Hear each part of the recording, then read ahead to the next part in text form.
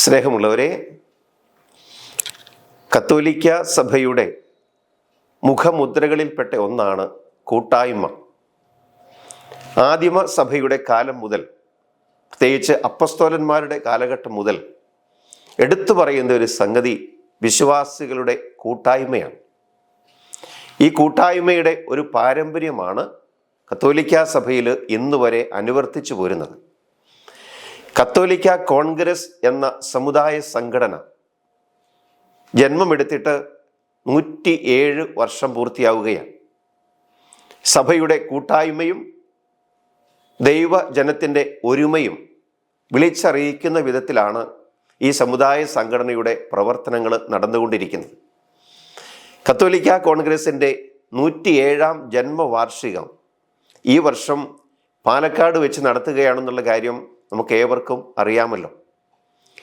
ഈ സമ്മേളനം ലക്ഷ്യം വയ്ക്കുന്നത് സമുദായത്തിൻ്റെ ശാക്തീകരണം, അതോടൊപ്പം തന്നെ രാഷ്ട്രത്തിൻ്റെ പുരോഗതി.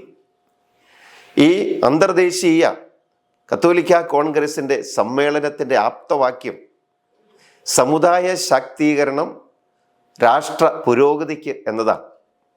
ആ ആപ്തവാക്യത്തിൽ തന്നെ ഈ സംഘടനയുടെ പ്രസക്തി പ്രത്യേകം വെളിപ്പെടുന്നുണ്ട്.